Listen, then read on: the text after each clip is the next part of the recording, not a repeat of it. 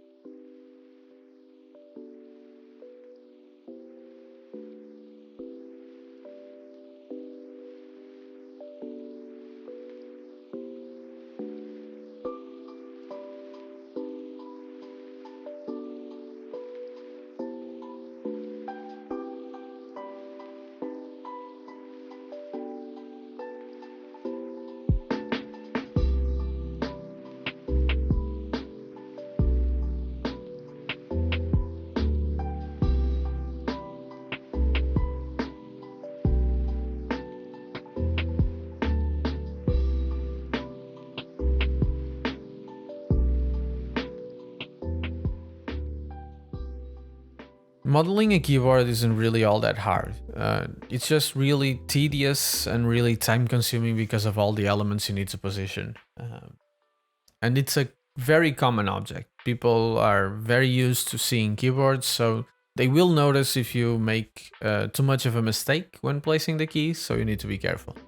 I'm even doing a stylized version of a keyboard, so I have an even bigger margin of error. Not to mention the perspective I'm gonna use, that makes it real hard to see where exactly are the keys. But still, if you make too much of a mistake when placing the keys, people will notice because it's such a common object, and they will find it weird. And that's not necessarily a bad thing. It just means that people will pay a lot of attention to that thing in particular they find weird, and if that's the only weird thing, they will only focus on that.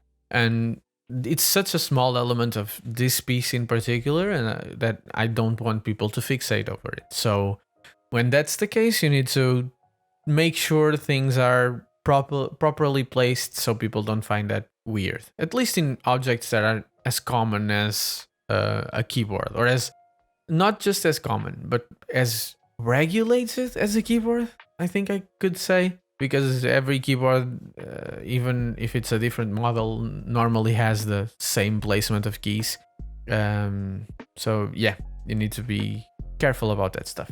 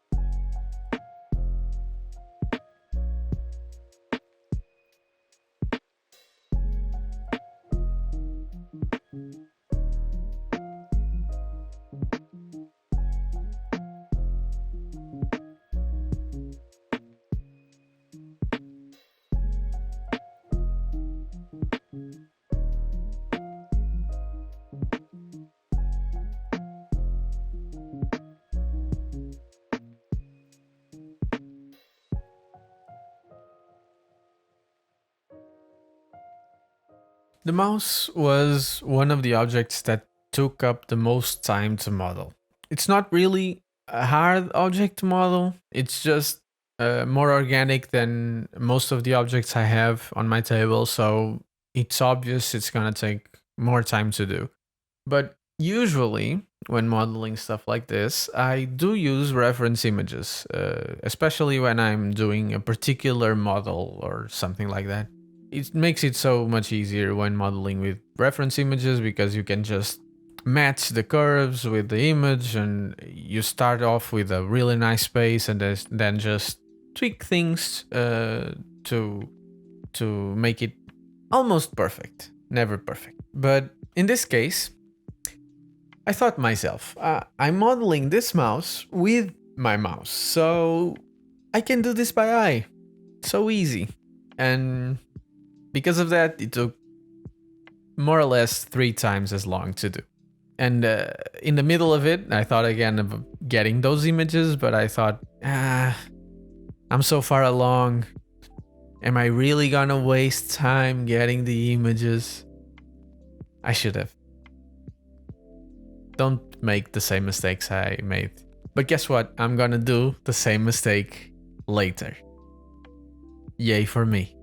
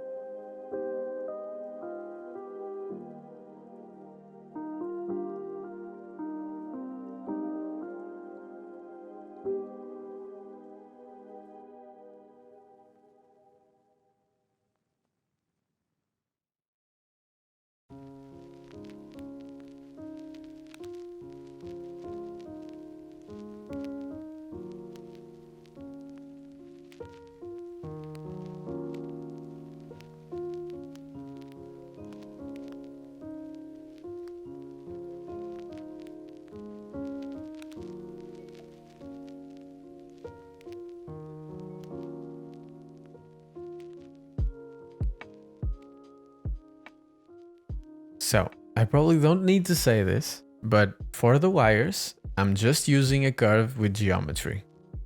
Just add a curve, go to the curve properties, and under geometry, there's a slider named depth. Just make the number bigger. Easy as that. You have a tube. You can use this for wires, for tubes, for pipes, wherever you want, wherever you need. And it's really easy to manipulate, so highly recommend, of course. Real quick, for the materials, I made a base one that uses a texture I got from free from Polygon. It's still there if you want to get it. It's called fingerprints. It's on the residue tab. And I use that texture connected to the roughness to create some residue in the material. And I also use a noise texture connected to the normal in a really low value, so I just break the surface a small bit. This way I won't get that clean sterilized look in the final render.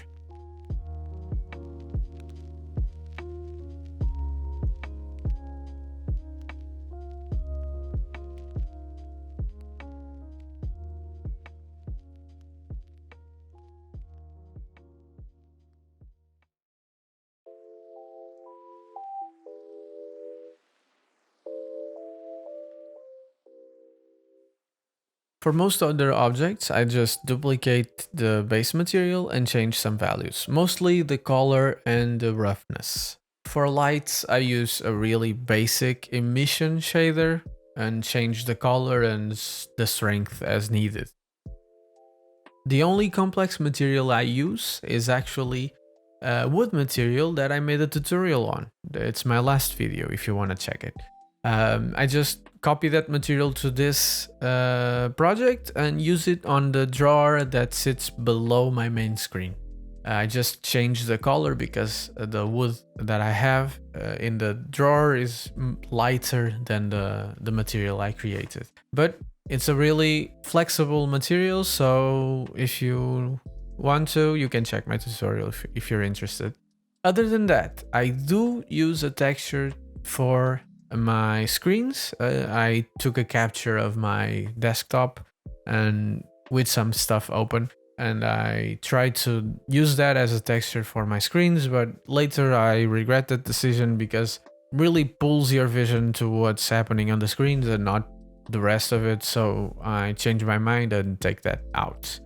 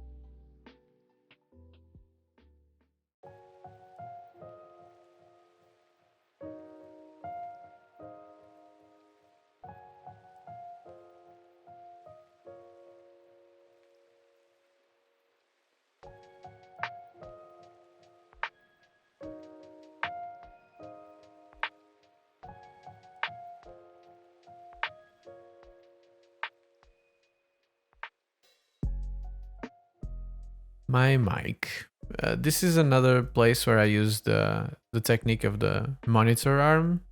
I use the same here, so I made each segment as its own object and parented them so I could move them in a mechanical way. And I made the same mistake that I did with my mouse and did not use reference images to model the mic. I should, and I didn't. Yay me again.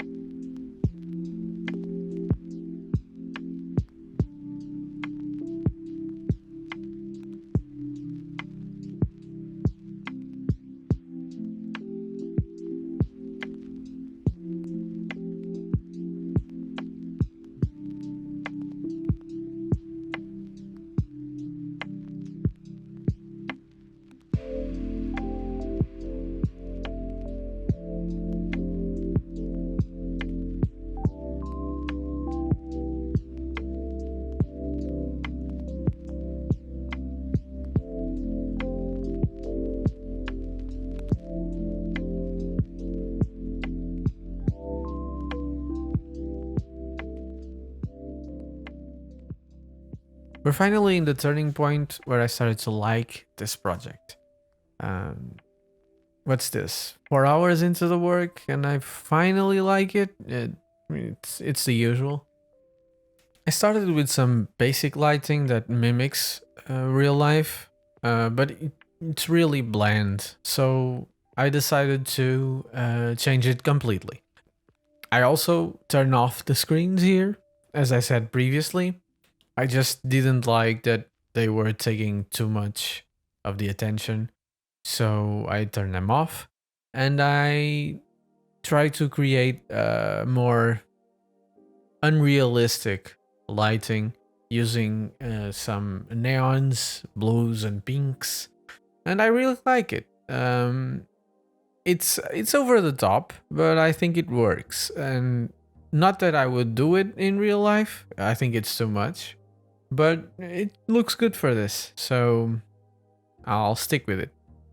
Finally, I have a pretty good base of operations. No, now that I have a pretty good idea of what I want to see in the end, it usually takes me less time to get here, but in this project took me quite a long time. I wasn't really seeing it in the beginning, but once I changed the lighting, it just kind of clicked. I like the lighting. I like the perspective. I also like the general composition. So now it's just a matter of adding some details, as in objects, and also changing some shaders that need a little bit more, I don't know, intensity maybe. For example, I do change the wall. I have one of those really grainy walls, and because of the lighting I'm using, it should really be noticeable because the light's coming from so close to the wall and below. It would create a really hard shadow in those grainy spots. So I take some time to manipulate a shader to look a little bit like that. But I also do make small adjustments to the camera, to the perspective. Even though I like what I see, I'm just trying to make things better, even just a little bit. I also do it with the lighting. But other than that, it's just making more objects and adding them to the composition because I want this to feel like a really messy and full desk, because that's how I have it in real life. And it makes it feel used and, I guess, lived in. Tell you the truth, I'm awful to myself. This is probably nothing new to some people, but I could make my life so much easier in the future, and I just refuse to put in the time. It's awful. But what I'm talking about is I've made most of these objects countless times. And if you're a beginner in Blender or 3D in general, it doesn't take too long to notice that you've made countless cups, numerous tables and chairs and pans, and it's all right in the beginning. None of them are actually that good, so whatever. You're still learning, but at some point, the cups aren't getting any better. It's just a cup, and I could make my life so much easier if I had created a library of my own assets. I know people that do use library of assets that they don't make, and that's totally fine. I'm not shaming anyone. Do whatever you want. But I do tend to model most of my stuff because that's what I like the most, to model things. So I should have, at this point, made a library with the most common items. But I just can't figure out the time, you know? I did already make an asset library tab. You can see it up there. I set everything up, but there's not a single object in there yet because I haven't found the time, or I I just didn't take any of the time I have to clean up some of those objects because some of them are really messy and need some cleanup. But really figure out what I need to put there in the library and make my life easier in the future. It would be so good if I had that for this project. But I didn't, so I end up modeling almost everything. I do go to another file, a previous project of mine, to grab the coffee cup. And I just didn't want to have the hassle to model it, especially because the coffee itself is a shader and I didn't really want to make it again. So I just went and grabbed it, and I'm really proud of it because it was so much time I didn't waste. And I could have made that for at least 50% of the objects you see there. It's a shame. So for everyone watching, everyone that's been doing 3D for some time, if you haven't, please create a library of your assets or your materials. It's gonna make your life so much easier. You know it, I know it, and we both haven't done it, but I believe in you and I believe in myself, so we'll both do a library of our own assets so we don't have to model so many cups again. We can do this. Let's give each other 1 month. Let's see if that works.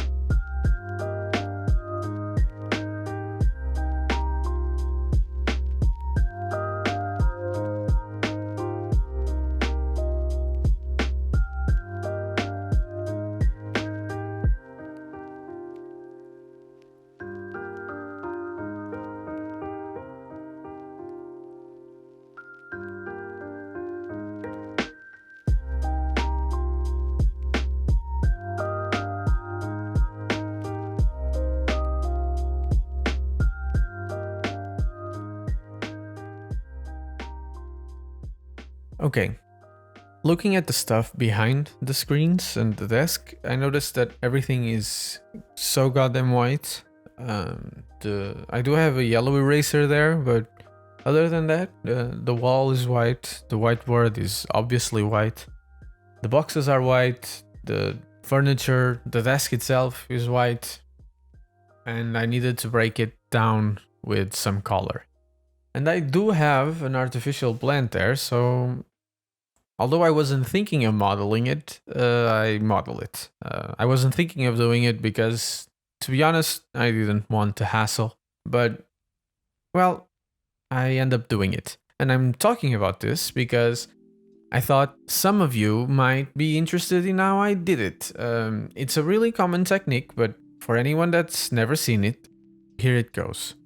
I start by adding a curve with geometry, just like I did with the wires, and I change the shader to be green because the plant is green. This will be the branch, a branch of the plant. Then I model some leaves, a really small portion of them, and use an array modifier to duplicate them in the x-axis, the same direction as the curve. After that, I use a curve modifier so that the array will follow said curve. You need to order them correctly. The array must come first and then the curve modifier. If you do them in the opposite order, the curve first, you will only get the deformation in the first, the original segment of the leaves, and the rest of the leaves will be a duplication in the x-axis of that segment with the deformation already on it. And what you want is that all of the array as a single object gets deformed by the curve, so you need to order them correctly.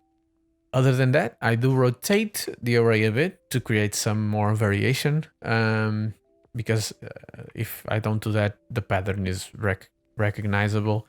And I do scale the tips of the curve to be smaller than the base, because the array will also follow the scale. So the leaves in the tips will be smaller than the leaves at the base. After that, I just duplicate the leaves and the branch at the same time, so I get instances of those two elements together, and just manipulate the curves to create different branches and different segments of the plant. And that's it. It's done. It's not really that much of a complicated model. It's just a really useful technique that I thought I might share to those who don't know. Those who know will think it's boring as hell, but here it goes. It's an element of background, so it's not that detailed, and you don't really need to make it that detailed. If you know it's gonna be blurry, it's gonna be in the back. For this case, even a green blob on top of the base would probably do fine, but I end up modeling it as I did, which is cool. I get to practice it, I guess. Okay, to tell you the truth, this Xbox controller is my last model of this project. I was really happy with it because I didn't really use that much of a reference, only the top-down image, and I think it looks fine. But of course, looking back, it sucks. It's too thin in some areas, it's not round enough in others. Oh, well, next time I'll do it better and add it to my library. Hopefully I don't forget.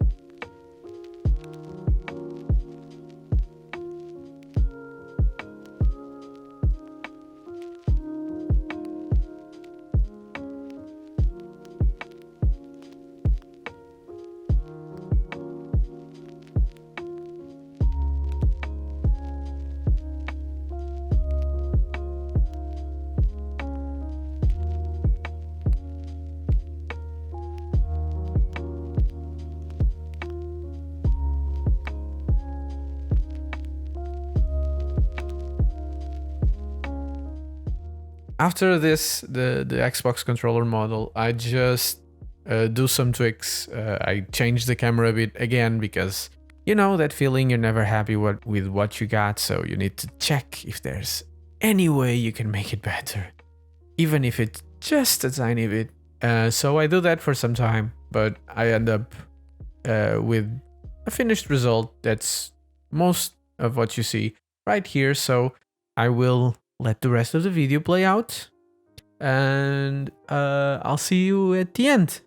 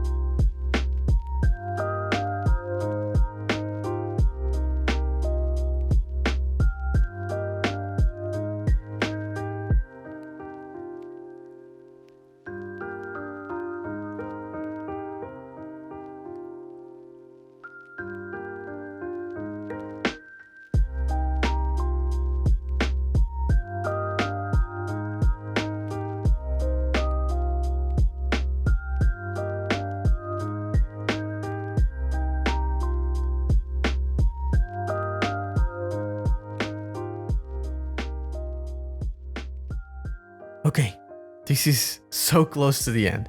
I just do some shading in the screens. I figured replicating that glow you get when the screen has power but it's not really on yet would be a nice touch. Some screens get that whitish glow even though there's no image. So I replicate that with a shader, with a color ramp connected to the emission. It's a really easy thing to do. And I like the way it looks, so yeah. Also, I should mention that I have a plane on top of the screen with a glass material. I don't think I said this before. I don't think it was noticeable when I did it, so I'm just saying it now. I do have a glass on top of the emission plane, so I get those reflections from the lights and whatnot. It gives it an even more realistic touch. Although it's stylized, those kind of details really push through the image and are really nice to look at. So that's why I did them. And here we have it. This is the finished result. I'm thinking of later animating it, maybe with a loop in the lights, something really subtle, but I do want to make this as my offline or my broadcasting soon screen, and maybe I'll do a really tiny loop so I can then put a timer. If it's the broadcasting soon screen, I'll put a timer on one of the screens and something like that. I don't really know what I'm gonna do for now, but this is the finished result of this piece, and I hoped you liked the video. I hope you learned something or it motivated you in some way to in learning 3D with me, and I believe in you, so go for it. If you have any questions, just hit the comments. I'll probably read them and answer them. If you like this sort of long format videos, full process videos, say so in the comments as well. If you prefer a trimmed down version, I totally get it. This is kind of boring if you're not really that interested in seeing everything. But say it in the comments as well. And I'm really sorry for my English. This is more of a live voiceover kind of thing. So I just spoke of my mind. I didn't really have a script. And I didn't really do that many takes. I do some because I butchered some words, believe me. You probably believe me because you've heard some. But Other than that, I really, I thought, I hope. See, I told you. Sometimes it just doesn't come out. I don't know what to tell you. Either way, guys, I hope you understood most of it, and I hope I made a video that you liked. If by any chance you want to subscribe, I'll be really happy. And other than that, just stay safe and see you in the next one. Bye.